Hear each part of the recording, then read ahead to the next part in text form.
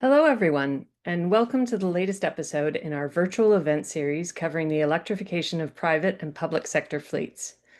I'm Alana Weitzman, VP of Strategic Development at Electric Autonomy, and I lead our content programming for our EV Fleets Pro Academy. I'm excited to introduce this installment of the EV Fleets Pro virtual event series, Turning Power into Profit: How Fleets Can Generate Revenue from EV Charging. Before we dive into today's discussion, I'd like to thank our partner, Polara, for supporting today's session. Polara has been a great knowledge partner for our EV Fleets.pro program and has helped us develop the lesson on energy management and smart charging. But today, we're going to go even deeper. You'll start to uncover the fundamental shift that can happen when you power a fleet with electrons instead of gas or diesel. Unlike traditional fossil fuels, which are a pure expense, operating charging infrastructure becomes a strategic asset, one that can generate both cost savings and revenue in a few different ways. Our expert panelists are all here to break it down. Before we do get started, though, I'd like to take a moment to acknowledge that our work at Electric Autonomy is conducted from the traditional territory of many nations, including the Mississaugas of the Credit, the Anishinaabe, the Chippewa, the Haudenosaunee, and the Wendat peoples. I'd also like to wish everyone a very happy Juneteenth. I'll now ask all of our panelists to turn on their cameras, and I'm excited to introduce them. They are Carrie Montrechard, Manager, Capacity Products at BC Hydro. Welcome. Angelo Cristofanilli, Project Manager, Sales Development at Hydro-Québec. Guillaume Brossard, Vice President, Commercial at Polara. And our moderator, Emma Jarrett, Executive Editor at Electric Autonomy, and my colleague. And now on to the topic at hand. And I will hand the mic over to my colleague, Emma. Thanks very much, Alana. Welcome, everybody. It's great to have you here and chatting about this topic. I feel like even in the last week, there's just been like such a whirl of activity around electric vehicles and the zero emission transportation space. So this feels very timely. And thank you for taking time out of your day. So Guillaume, if I could ask you to kick us off. And as I was writing this question, I was actually laughing to myself because I'm pretty sure that I heard on a Downton Abbey episode somewhere, there was some terrible magazine way back when about like tips for a modern woman. And I started this question off saying, Guillaume, could you start us off with some tips for a modern fleet operator? Really, though, the point of the question is driving at what new skills do fleet operators need to develop to best leverage the benefits of an electric fleet and develop advanced monetization strategies? It's a good question.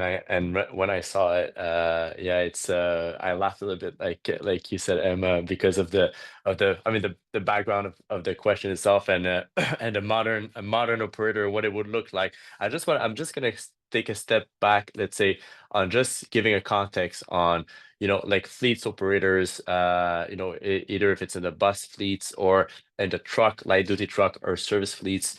It's people that were used to work in a certain way for decades. So it's a change of patterns of minds when you come and operate an EV in many different ways. You have to say, instead of going to fuel at the gas station or having somebody fuel your trucks or your buses, the paradigms are completely different. So the change management or the way you have to learn how it works, you need to be very open-minded in the way to see this and also embrace another type of energy that is not calculated, that is not invoiced, that is not market the same way as what you're used to in your spreadsheet, how you emphasis on the cost of all your OPEX. It's completely different when it comes to an EV bus or a charging ecosystem. And first thing that the operators will think of is, how can I make my operation resilient and reliable? So this is the first mindset that they will have. And so how can electric be able to suit this up so in our role, I mean, it's to explain and assure them on how reliable and resilient these operations can be in the EV ecosystem. So for them, having that a good approach in the change management, because you're going to have to deal with your drivers and all your stakeholders that are around your operations that would need to be, I would say, in acquaintance with your decision, and also embrace and have a buy-in into your transition with EV. But also understanding all the levers that you can actually use. It's I would say modern levers and things that are less intuitive for people that were not exposed to this prior in their professional life or operational life. So we will discuss today about carbon credits. So how does that work? It's a new legislation. It's things that are quite new since the past couple of years or decades. It's all about also how the utility works, able to maximize all the operation costs that could affect me if I do charge in a way my double my cost of the electricity bill that I would have to pay the next month. So understanding all this works. So in my opinion, you need to be open-minded and have I would say, the right partners around you to be able to go through that journey the best way possible to maintain your operations correctly and being reliable, and also to take the most out of your transition. So I would say these are that would be my 2 cents on this question, Emma. Thanks so much.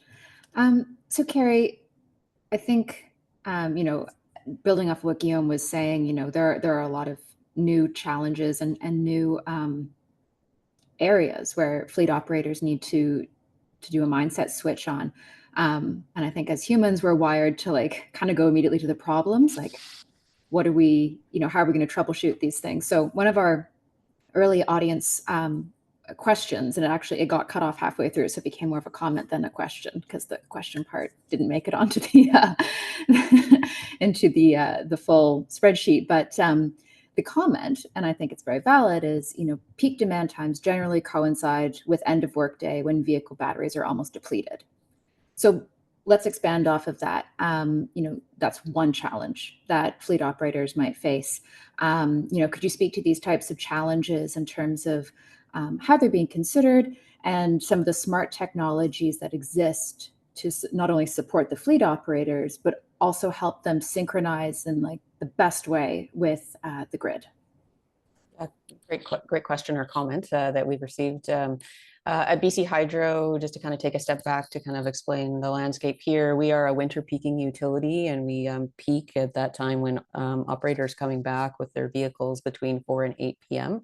And so that's the time when we might experience some constraints on our grid, and really trying to work with fleet operators to see, is there ways to optimize when they charge that benefits us, and we can also show them a benefit. So some technologies that we're exploring with some of our customers are around telematics tools or fleet management tools that can help optimize routes and manage charging schedules.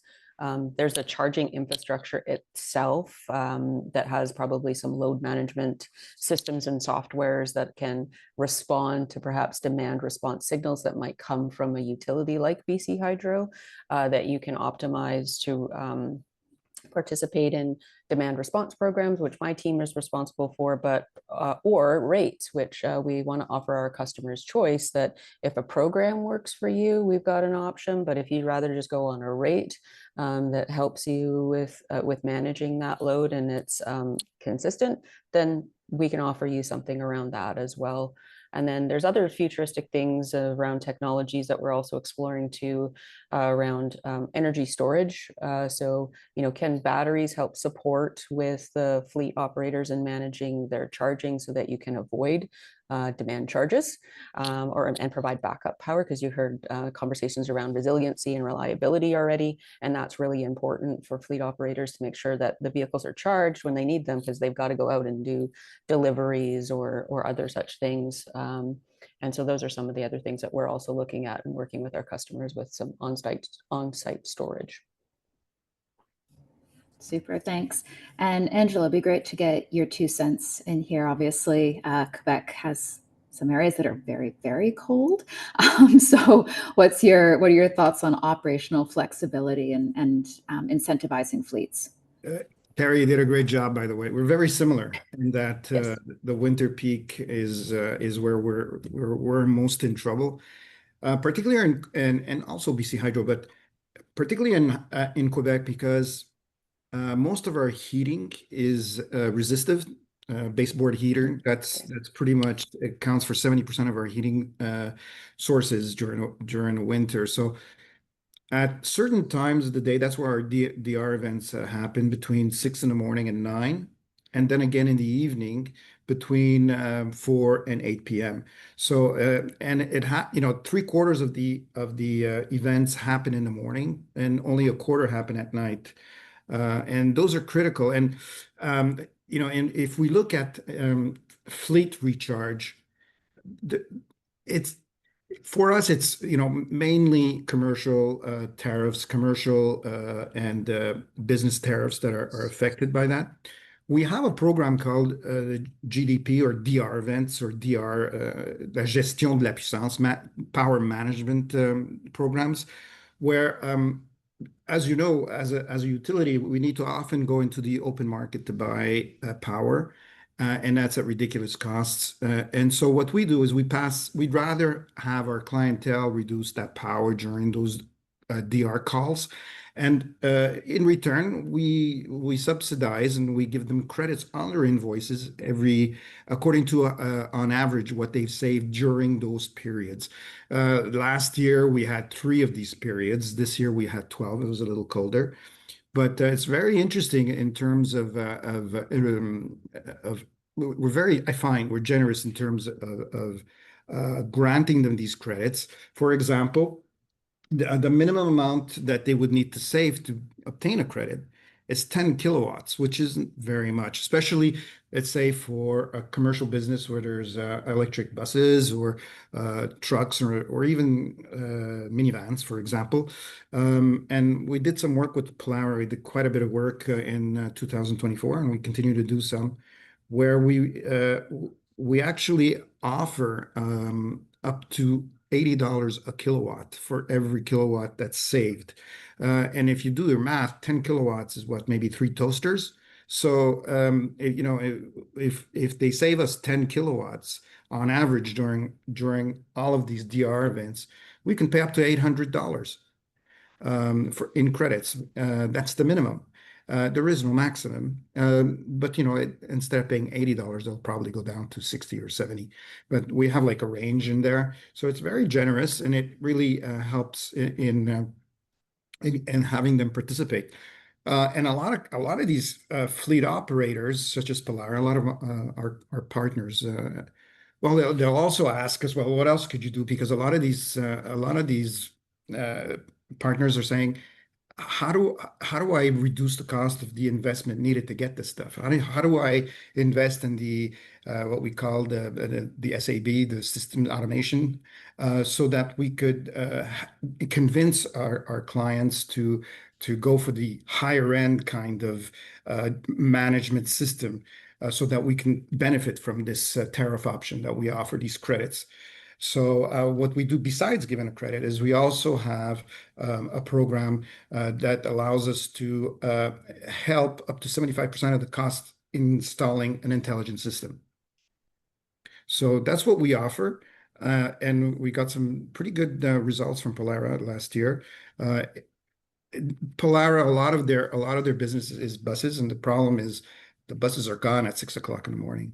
They're not on the road. So, but they also have other businesses where there's still some that are available, and they figured out a way, had to make it work. And of course, in the evening, it's quite the opposite. So they really help us in the evening. So there's a lot of that happening. I don't know if I answered the question, Emma. No, you did, absolutely. And honestly, we're a bagel household, toasted bagels, but for $800, we would switch to a bowl of cold cereal. That's that's a good savings program. All right, so Angela, I love that you brought some real numbers to the table here, and I'd like to challenge everyone actually to tell a little story. I think that certainly in these types of conversations, it helps everyone to hear of real world examples. So are you each able to bring a little story to help everyone better understand what fleets can and should do today to generate revenue from their vehicles? And if you're allowed to and able to indicate what the monetary potential is here that we're talking about in terms of money that can either be saved or money that can be made. So Carrie, are you able to kick us off there? Sure, if you can piggyback off of what Angela already said, and great to hear some of the numbers that you shared and how they align with what we're doing here. So at BC Hydro here, we are looking to also do fleet managed demand response programs. And so we're doing a pilot that's actually kicked off a week ago, where we have about 5 customers representing about 275 vehicles, tractor trailers, delivery box trucks, but a couple MURB buildings, multi-unit residential buildings that have some EV charging in them. We hope to be working actually with Polera and School District Richmond on a site there where we're going to be managing some buses as well as some of their light duty vehicles. And so we're running this pilot for 12 months to understand any differences between summer and winter charging. We are traditionally a winter peaking utility, but as climate change and things like that, some of our assets on the BC Hydro grid are becoming more summer, have some summer constraints. And so we're wanting to understand the differences. And we're offering our customers $75 per kilowatt. So quite in line with what Hydro-Québec was saying, around $80 a kilowatt hour there. And so, there's a potential, depending on the number of events that are called based on system or localized needs, to earn the $800 that Angela was talking about, $750 for us.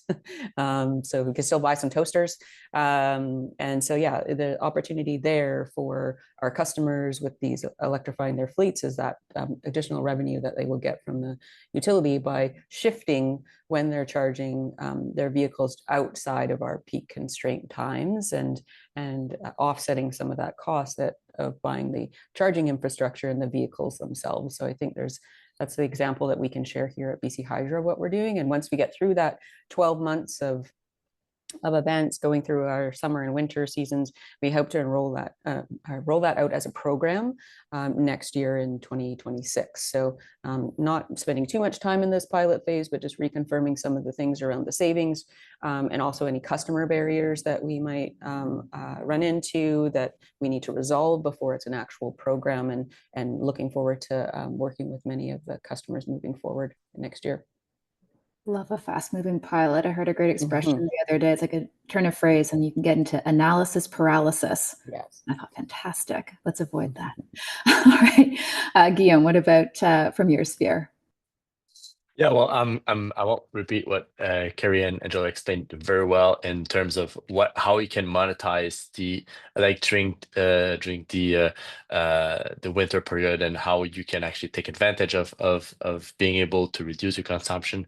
And yes, the numbers that Angela gave up is quite significant. And that's the reason why we put forward that program with our customers as a pilot last year, and we're going to redo it and reinstate that program for the next winter, of course, and hoping to have more. We had, I think, 15 sites that were actually on this program last year. So we are very optimistic of having much more sites being included in the program that we have with Hydro-Québec, and we're looking forward to expand that and to continue the work that we are doing with BC Hydro in British Columbia, of course. On our side, there's a few things that you can do to optimize, to monetize, yes, but also to optimize and do savings. And I'm going to refer here to the charging infrastructure. So the software that you're going to use and the way to use it, and choosing the right software to be able to manage the operations and save the cost of electrifying your fleet. So there's a couple of angles. So it's not as similar as it's similar as a DR, or the demand and response. But when you charge, you have your demand charge, your PMA, we're going to say in French, where you're going to have that maximum request you're going to have with the utility to be able to have access to all the powers you have on site and to be able to charge your electric vehicles. So if you don't put anything there, you're going to use the maximum capacity of your chargers every time you're going to charge your EV. So having a charging management system, if you enter and you plug in a data, say, okay, I don't want to go over, let's say, 200 kilowatt on the demand that or on the power that I'm going to ask.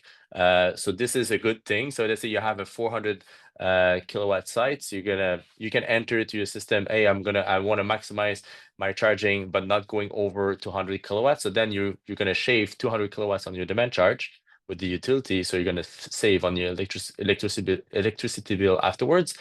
But when you're using a smart and a, let's say, like Clio software has embedded artificial intelligence into the software itself, so it's a learning tool that will actually understand all the routes that the EV on your charging infrastructure are actually doing, and it's going to calculate and always try to beat the best demand charge possible to be able to lower your cost. So for example, from the site with no charging, I would say, system, with a Clio or an intelligent AI embedded software, you're able to reduce your demand charge from 70%. So that makes a huge positive impact on your electricity bill. And so it's a bit like the demand charge, also the demand response also that we have with Hydro-Québec, where we're going to reduce the consumption of energy during a certain period of time. That tool actually enables you to do that kind of optimization all year round. So that's one way. And the other way, having a software that actually also enables you to have all the data you collect with the charging and the kilowatt hours that you have, when it is, and all this stuff in relation also with the telemetry of the vehicle, that enables you also to be compliant with the carbon credit programs that either provincially or on the federal sphere. So for example, having one vehicle on a yearly basis, you can generate in between $2,500 and $3,500 per vehicle per year in terms of value of credit carbons. We have at Polar, we manage about 70 sites with credit carbons. We were able, like in 2 years, we're going to have generated $3 million in terms of value just with the carbon credits that we are managing for our customers. So and the best way to have that managed, having the software actually collecting all the data integrated with your service provider into the credit carbon sphere, that enables to have a very lean and very efficient way of dealing your credit carbons also at the same time. So so that's a good example of how you can monetize your the operations that you have with your EV in two ways: save money and generate money with the carbon credits. Yeah, $3 million. Wow, that's really incredible. I think like that's one of like those huge psychology shifts where everyone thinks like, oh, my vehicle is a money pit. And like, actually, no, like now your vehicle can be an asset, like a real earner. So very interesting. Thank you so much for that. Angela, any other numbers that you want to put on the table for consideration? Oh, sorry, you're still on mute. I'm really enjoying the conversation. Yeah, I can tell you a story.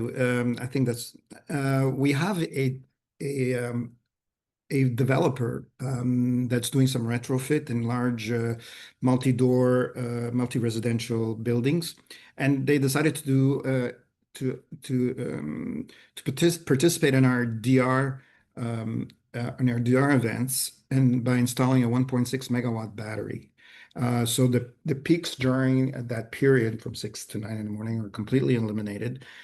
But they added the charging to the vehicle charging to that battery, and they charge twice the regular rate for the tenants during those events, which is crazy because they're already saving money on the DR events at 1.6 megawatts, including the building and the recharging, of course, at 70 or $70 a kilowatt.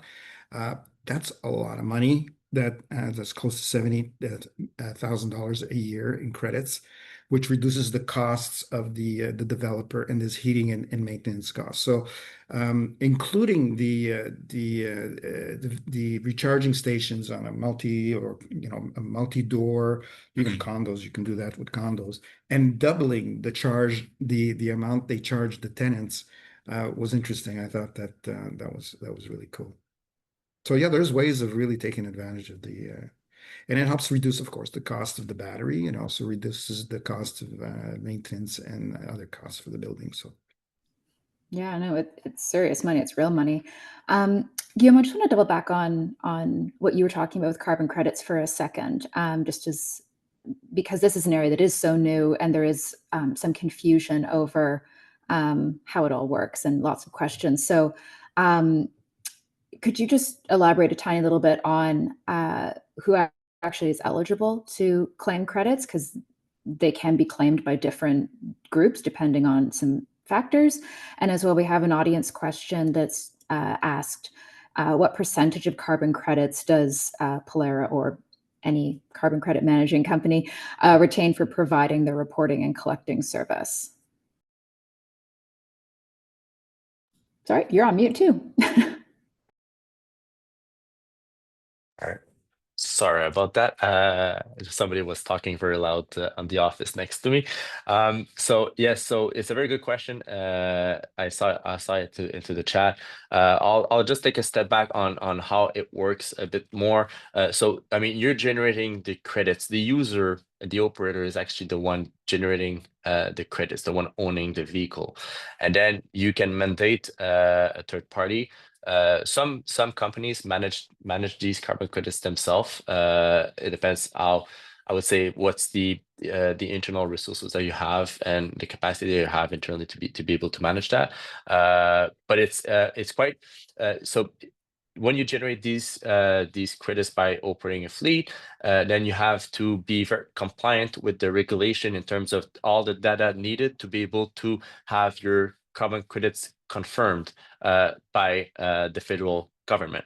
I'm going to take that example, the federal government, the Clean Fuel Standard regulation. So once you have that, to be able to have that, actually, you need to have all the data, and the data needs to be audited by a third party.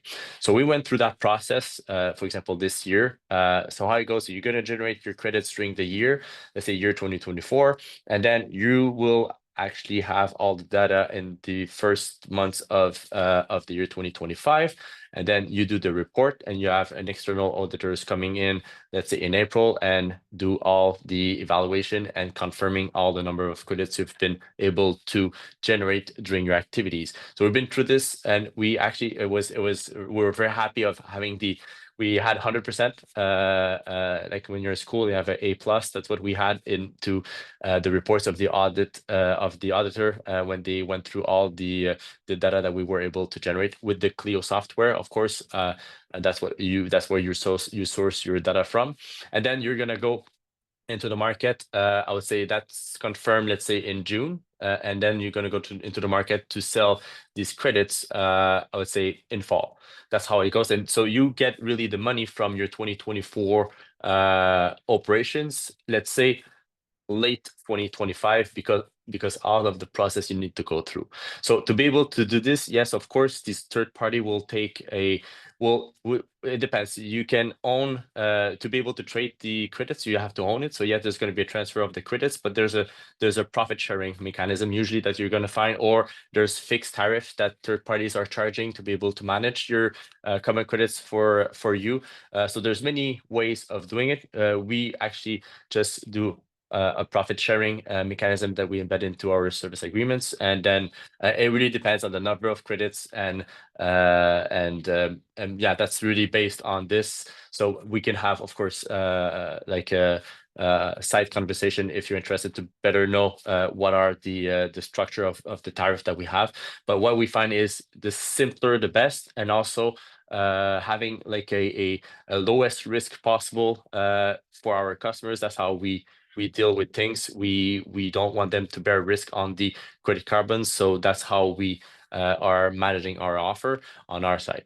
But I don't know if it answers your question, Emma, but I just want to give the audience an overview of how it works, because sometimes we sign agreements for carbon credits, say, hey, and then a month after, hey, where's the money generated from the credits? It doesn't work like this. You have to wait at least a year and a half to be able to monetize it. But once it's started, then every year you're going to receive the amount that you have generated with your activities on your fleet. Yeah, no, I think that's important for people to be aware of, like knowing the cadence of seeing the return on those credits. No, thank you. That's very helpful. So our first audience question was about V2G, and it was my last question for the panel before we formally move into the audience Q&A. And I put it last, not because it's not important, but because I felt we had to build up to it. But clearly, everyone's very excited to hear about V2G, V2L.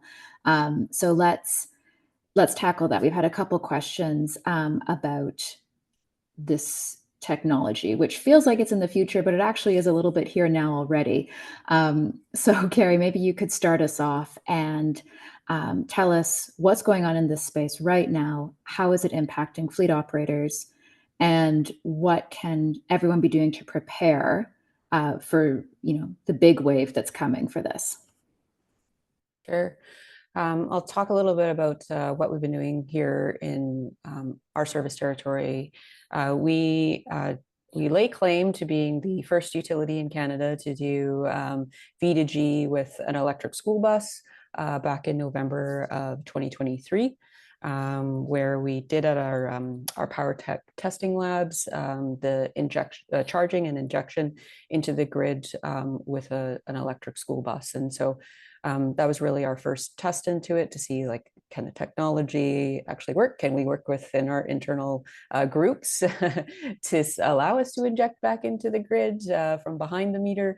And so lots of learnings there around how much capacity savings we actually get from the bus itself. We had these grandiose themes of, like, we're going to get all the kilowatts from the bus, and you actually only get a fraction of it. And so that's a great learning for us as a utility as we move forward and trying to do more fleets of V2G.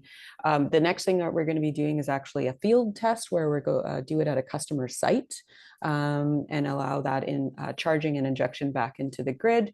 And then we have plans to do multiple sites after that. And we're working through a roadmap of how do we see this progressing in BC as to become a valuable resource that allows the utility to have demand flexibility.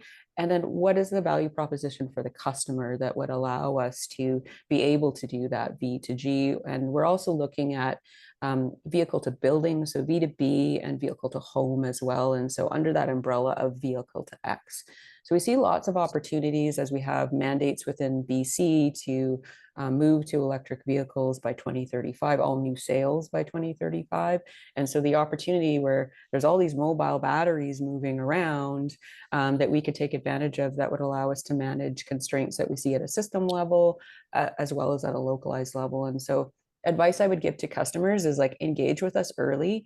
Think about this as another value proposition or revenue stream that you can bring in with electrifying your fleets. And how do you set yourselves up now for the ability to do B2B or V2G, and so that you don't have to go and replace a whole bunch of, like, say, charging infrastructure later down the road. So, have that kind of forward-thinking mindset and work with the utilities and folks like Polaire to kind of have those as early discussions so that we can set ourselves up both for success. Great, thanks. And Angela and Guillaume, any last words from you two on V2G? Yeah, the potential is absolutely incredible. We estimated it just with regular cars at 200 megawatts, which is huge. But I have clients and partners. And I think to Carrie's point, it's really to engage us early in the process, because there are certain things you should consider. For example, the school buses. Yeah, there's, especially for some of Guillaume's clients where they have, I don't know, 200 or 300 buses. Well, that's a lot of power that could be used to do V2B. We don't re-inject into the grid yet, and we have no plans to do so anytime soon. But behind the meter, if they connect to either their garage and reduce the cost related to the garage or the hangar where the buses are stored. That's an idea. The second is to look around and see who you have as neighbors, and they might require to do some peak shaving on their own. So that's what we're looking at, and that has the most potential right now. Great. And Guillaume, before you jump in with your answer, sorry to interrupt you. Quick follow-up from the audience, just asking, are there any standard requirements or policy in Canada for V2G application and implementation? So I don't know if you have insight on that. Great question. The space is very new. So my team is actually working with a number of different associations, councils and things like that to come up with standards and policies around that. And so, yeah, early engagement is happening across utilities and across Canada with various jurisdiction bodies to make sure that we're doing it right and setting ourselves up for success there. So I would say today, nothing I'm aware of, but we know that that work is very important and will drive the success of this opportunity and allow us to take advantage of what's out there. Thanks. And sorry, Guillaume, now it's all you. No worries, no worries. No, the discussion is very interesting, and you know, the V2G we talked about like I go back to what I was saying at first, where I see the first I would say concern of an operator will be to have a reliable operation, and then we're trying to optimize it and reduce the electricity cost and monetize with carbon credits or using a demand response program to be able to have some kicker into your ROI model of transitioning to an EV fleet.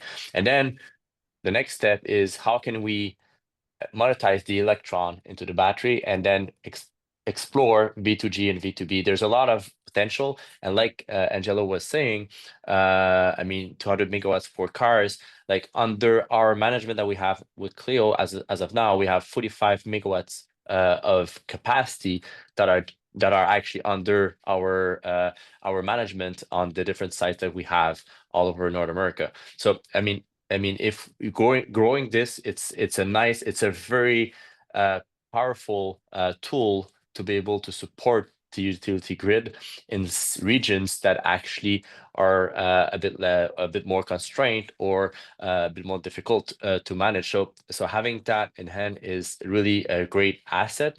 We have a V2B project that we are doing with Hydro-Québec in Victoriaville. Right now, we are implicated in other V2G, V2X project into the United States. In California, as we speak, we have something that we will actually be commissioning in the upcoming months over there, and also in other provinces of Canada, where we are in discussions to have other V2G projects, pilot projects that, yes, needs to be founded, needs to be demonstrated, but I think that's going to be the next steps on how we can monetize and how we can actually take the most out of that new ecosystem that we are deploying as of now. Great, thanks so much. And I know we're bumping up close to the edge of our time, but we got started a few minutes late, so I'm hoping the audience is going to be gracious enough to extend our time by another 2 or 3 minutes, because there are some questions as well for Carrie and Angelo, specifically about battery energy storage systems. So people asking about incentive programs and things like that, just how to get it going, how to monetize it properly if you're a fleet. So either of you feel free to jump in with thoughts on this. Sure. Go first, Angelo. We have at BC Hydro an energy storage incentive offer. So this is where we provide upfront capital, help the customer with the procurement, installation, implementation of batteries behind the meter in our commercial and industrial distribution customers. And so we offer $10,000 per kilowatt that's nominated of the battery that you would allow BC Hydro to manage from time to time. We don't need access to it 365, but we would need it for those times on cold winter nights, potentially where we have some system or localized constraints that we would want to switch the customer over to using the battery so that we then can offset that load off of the grid. And so that's something that's we've had in market now for almost a year. And so lots of interest with customers. For the benefits for the customer would be around reliability and resiliency, as well as managing some of your demand charges. So working with us to understand what's the use case based on the load that you have at your site. And when we need the battery, and then the offer would develop out of that in terms of how much you can nominate based on the size of the battery that's implemented at site. So if you go onto our website, bchydro.com, you'll be able to find more information about that specific offer, and definitely reach out and I can get my program manager to have conversations with folks. We are very gracious and generous, I find. We also have a BSS storage amount, that a financial aid that we give out. But there are other, there's a few subsidies, federal, and in Quebec, there's also a provincial subsidy to buy the battery, which is extremely expensive. But we pay up to $300 a kilowatt. That's related to that GDP or that DR credit thing. So if, for example, that client that's doing 1.5 megawatts, well, we'll pay up to 300 or $400,000 to help them pay for the battery. So it's also generous, but not as generous as BC Hydro has, which I congratulate them on that. BC and Quebec, good places to have battery energy storage systems. All right. Well, thank you everyone so much. I'm really glad that we got to have this conversation. I think we covered a lot of ground very efficiently. Thank you to our audience for your great questions. I think the big takeaway for me from this discussion is that V2G and V2 to V is really, like, people are very interested in this. So that's great insight from my perspective. And you've all been so generous with your knowledge and time. And I'd like to also thank Polera for being a great partner to the EV Fleets program. We're very grateful for your support on that. And I would encourage the audience, as I started off this webinar saying, there have been a lot of developments even in the last few days in this space. Keep your eyes trained on electricautonomy.com, sign up for our newsletter. You'll be able to stay on top of all the things that are going on and be able to make the best decisions you can for your businesses. Thank you everyone so much, and hope you have a great day.